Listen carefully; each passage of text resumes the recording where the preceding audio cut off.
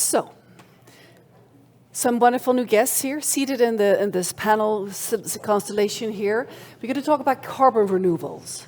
And every organization that is committed to really reaching the climate goals really need to look into, sooner or later, to look into carbon removals. And immediate strategies for counterbalancing the residue emissions that will be inevitably still there. And of course, this session will delve into this, how we can use carbon removals, how they could be integrated into each company's climate strategy. And we're going to talk about transparency. We're going to talk about credible and effective transition to net zero. We'll go straight into panel discussion here. And it's my pleasure to introduce Johan Falk again, CEO and co-founder of the Exponential Roadmap Initiative. And next to Johan, we have Claire Wigg, who is head of climate performance. Sorry, Claire, you're over there. I was looking down. I know who you are, Claire, of course. The head of climate performance, also Exponential Roadmap Initiative. And Gabrielle Walker, you are in the middle. You're co-founder of Rethinking Removals. That's good. What a great name, Rethinking Removals. So we're going to take a big dent out of this topic here on this panel. It's wonderful. It's an important topic. So Johan, let's start with you. Why is it so important to discuss removals? Yes, as we said previously, science is clear. We need to halve emissions by 2030 towards net zero by 2050. But that's not sufficient. In addition to that, we also have to protect nature and scale up carbon removals. Now, the good news is we have around 90% of the economy has set some kind of net zero targets. So that's a good starting point. However, it's not sufficient that we do nothing up to net zero and then suddenly start to scale up the carbon removals. So the conclusion is that we need to start scaling from today. And that's also the reason why we're launching these principles with Exponential Roadmap Initiative, Rethink Removals, and Oxford Net Zero in order to start implementation practically from next year with our member companies. Wonderful. So thank you, Johan. So Gabrielle, can you please tell us in the audience here, clarify what are carbon removals? There are different techniques. Can you run us through it, please? Sure, I'm happy to do that. So there's a lot of confusion in this space.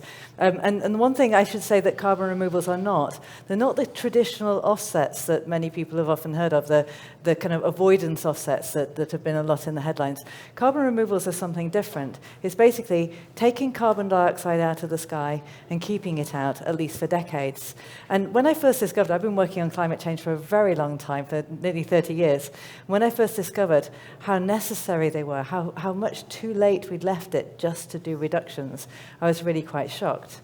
But one thing about the carbon removal story is it's not just about having to remove carbon from the atmosphere so we can get down to net zero quickly enough. It's also about continuing and actually reversing climate change and clearing up our mess. So that's one thing to say about carbon removals. But the other thing that I would say is that there's an incredible range of approaches and more are coming along every day. So many people have heard of trees. Of course, trees are very good carbon removals devices that take CO2 out of the atmosphere. And people have also heard of machines that can suck air through their devices and capture CO2 and bury it in rocks. But in between, there are so many approaches. You can bury carbon in soils, you can spread rocks on the surface and help crops to grow. You can make this stuff called biochar, which is a way of locking up carbon in something that turns out to be a fertilizer. You can do carbon removals in the ocean. There's an incredible range of ways, and many of them also help with parallel issues such as biodiversity loss and nature. So there's a whole spread of these carbon removals approaches, and we're probably going to need more or less all of them to fill the hole that we've dug for ourselves. Thank you so much. And why is it so important to do this now and not in 5 or 10 years? That's a brilliant question, because many people have heard that what we should do is first do reductions and then later, mop up the removals, the emissions that are left that are too hard to be able to reduce. The problem there is the actual amounts. So at the moment, almost no carbon removals are happening. how many percent, or not even All percent? right, so I'll tell you, Yeah, the it's total amount like of carbon minuscule, right? removals, high durability carbon removals that have ever been bought in the whole history of humans is about 11 million tons. And of that, about 3% have been delivered. And we need to get, by 2050, we need to get to somewhere between 5 and 10 billion.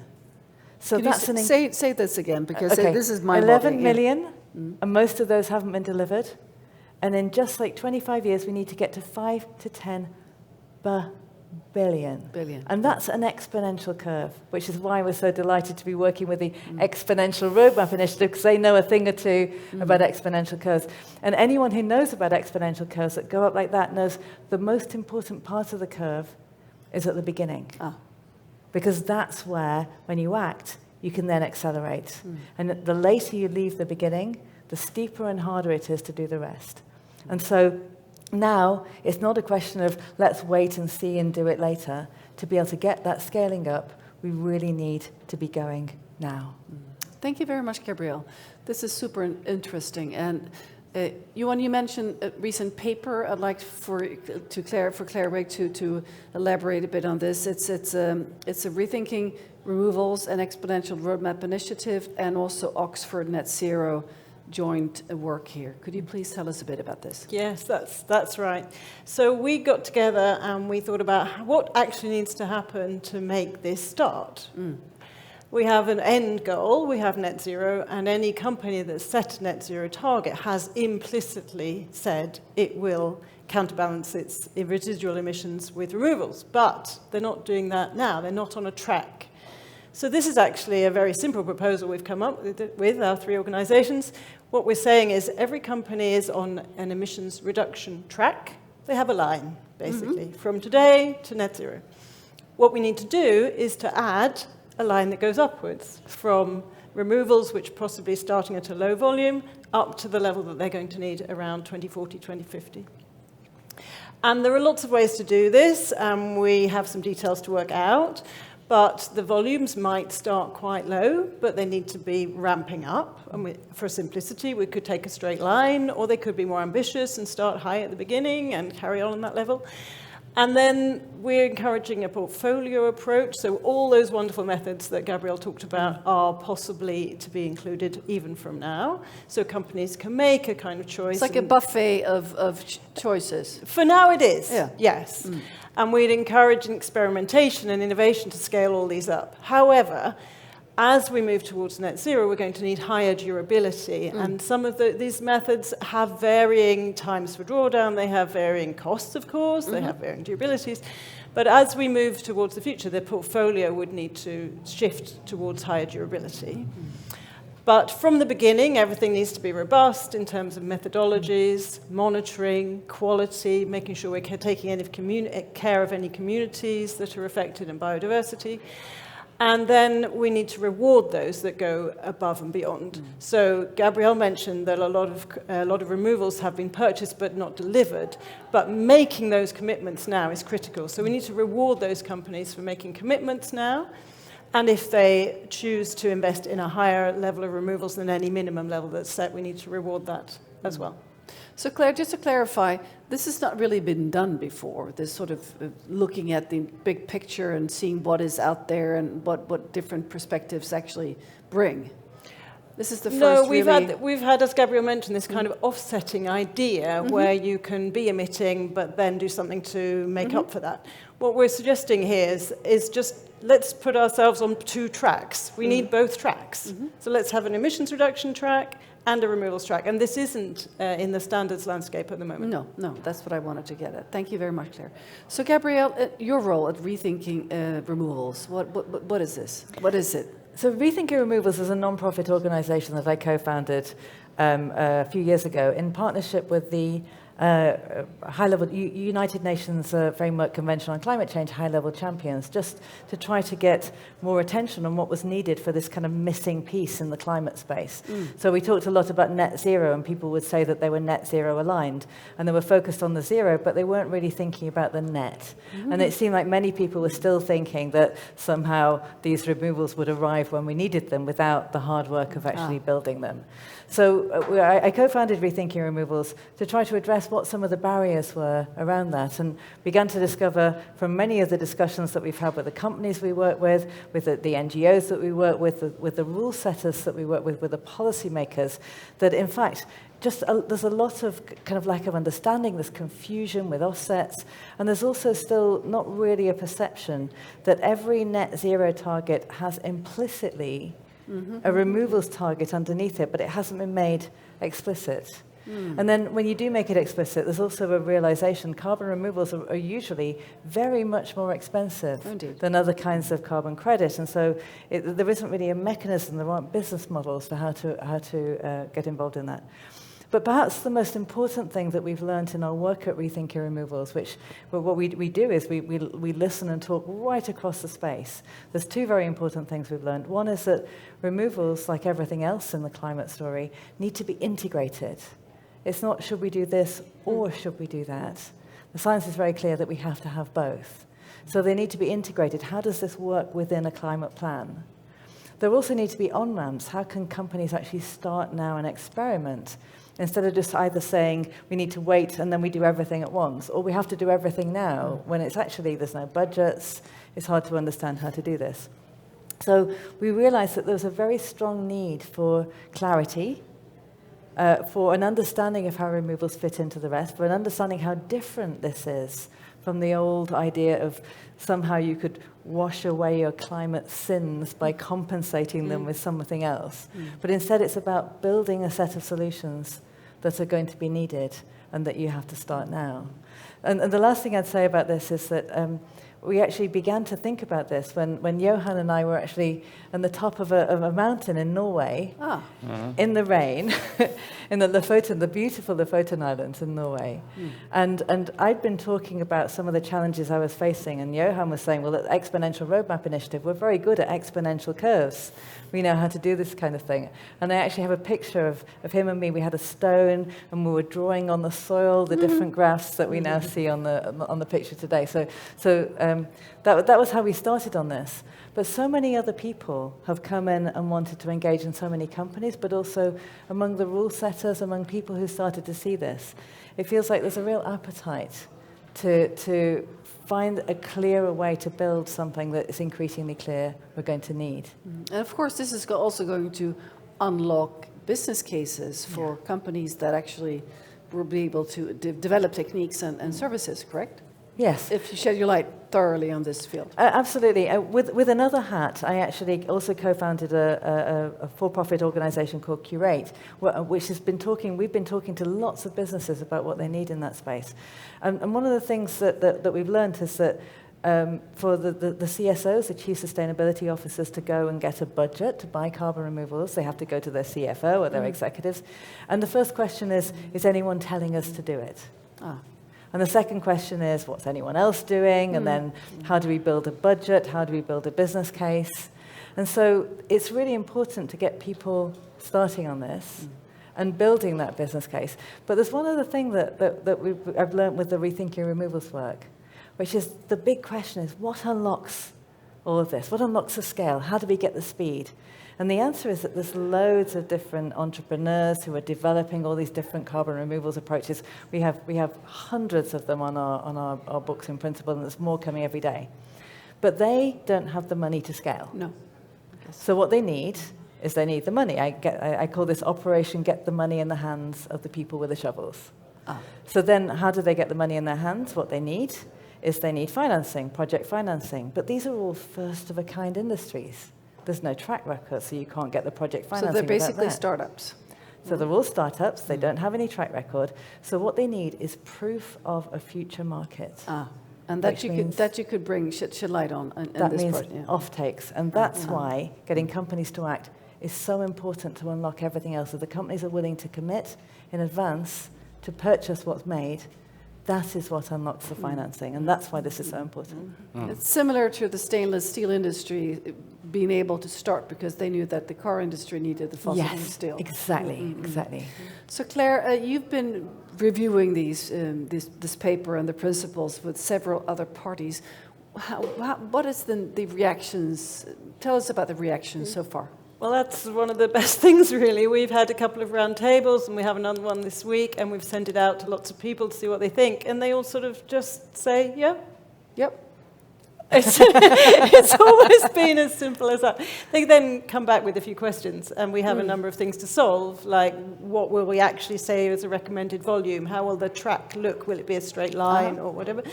And then how will we advise companies on the portfolio mix? That's it's a critical piece of the work. But so far, very positive. Wonderful. So how do these principles relate to other guidelines or principles? Well, there's a clear link to the Science-Based Targets Initiative, and at the moment, any company setting a net zero target under that initiative is required to set its residual level of emissions and to commit to counterbalancing them with removals. But not how. But not now. So we're adding not how. And they say durable removals at that point, but they're not very specific. They're not technique specific, of course. No, not technique specific. But so we would be adding the track for companies to start on today. And then other initiatives, ISO doesn't say anything specifically about this. Their VCMI doesn't. So no other initiative is saying this. So Exponential Roadmap will be implementing it as the first with our members. Just one comment about that as well. A lot of the work that we've been doing in building this is also to make sure that it rhymes sufficiently with what's already out there. So it's not yet another alternative or yet another standard or yet another methodology. It's taking into consideration what's already out there, what's already being used and what's already being developed, and saying, here's how removals should fit into that so that it works with what's out there instead of trying to make yet another alternative.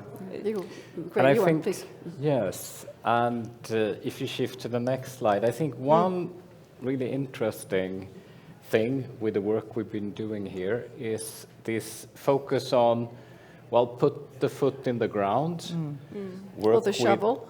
Or the foot, work with the existing initiatives, don't try to create something which is off track, but also focus on simplicity. And as you can see, our principle is here, one page. And the third thing is solve one piece of the puzzle based on a holistic thinking, but one piece of the puzzle at a time, and get it out, start to implement it, get feedback, and then work with the other organizations to see how we can scale it, because then we can capture feedback. So by purpose, we kept it really simple but sharp.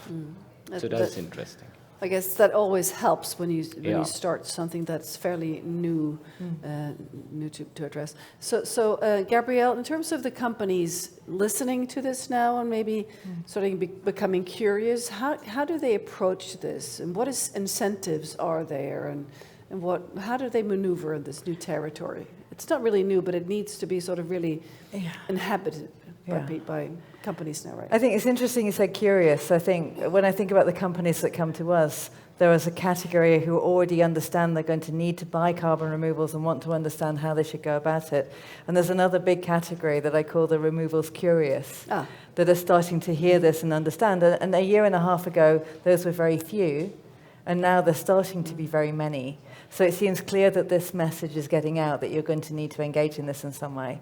One thing I'd say about it is that companies that we're speaking to, especially among the removals curious, they're looking for on-ramps, but they're also understanding the narrative around removals. It really is as simple as what goes up has to come down. So you either don't emit the emission in the first place, or if you do, you bring it back down. And there's something quite powerful about the simplicity of that narrative, because employees, customers, supply chains of the companies respond really well to that realization that what you're doing here is you're contributing to cleaning up your own mess, you're taking your own individual responsibility, which feels very different from the kind of wash away my sins kind of approach. In terms of how to start, then this is about building the portfolios. And we recommend portfolios for several reasons. You talked about it being like a buffet, a smorgasbord maybe, but it's actually a bit more like, I think, a portfolio of an investment portfolio, where you spread your risks and you spread your opportunities. So you're spreading across different things. You're spreading across different prices. Some of them are much cheaper. Some of them are extremely expensive at the moment. Could you clarify what is cheaper, what is more expensive? If you go to the extremes. If you go to the here. extremes, so some of the cheaper but good carbon removals would be at more at the nature-y end, like trees, for example, planting trees. But you have to do it right. Or not chopping them down, maybe. Not chopping them down in the first place is a different thing, because if you're not chopping the tree down, you're stopping the emission happening in the first place. This is about taking more CO2 out of the air. So we'd make that distinction between both of them are very necessary. So it has to be planting, not just... Not chopping it down comes in the reduction part, and planting it comes in the removal part. Oh, good. So in the tree for trees, the trees have to be in the right places. They have to be sensitive to the need for biodiversity, not just monocultures. You have to know that they're not going to burn down. And this is a concept that we kind of glossed over a bit, how durable the removal is, how long it spends removed after you've actually done it. So some might have durabilities of decades. Some might have durabilities of centuries, some thousands of years, some tens of thousands. So you'd balance the price, and some of the lower durability ones tend to be cheaper. So trees might be good trees, so somewhere between 30 and 50, 60 euros, dollars per ton. And then if you go through different types, then there's soils, there's biochar, there's this kind of charcoal stuff that locks up the carbon. That can be more like a few hundred. There's enhanced rock weathering, grinding up rocks and speeding up a natural reaction. That's again a few hundred. You can go up to the more technological end. They can be sort of 500 or more. For instance, what's happening in Iceland, would that be on the... That's at the high end. That's on the high end, yeah. So what you're doing is you're spreading out the prices. You're also spreading out the durability. Some of them should be in the decade scale, some of them in the century scale, some of them in the thousands of years. And gradually, you're increasing the durability as you go forward in time. But you're starting with the ones that are less durable and also cheaper to spread the price. And the third thing that you're spreading is the risk. So the risk that you're spreading is we don't know yet which of these are the ones that will scale most. And you want to make sure your money is building the industry as well as possible. So you're spreading your bets as to which of these are going to be the ones that will really scale.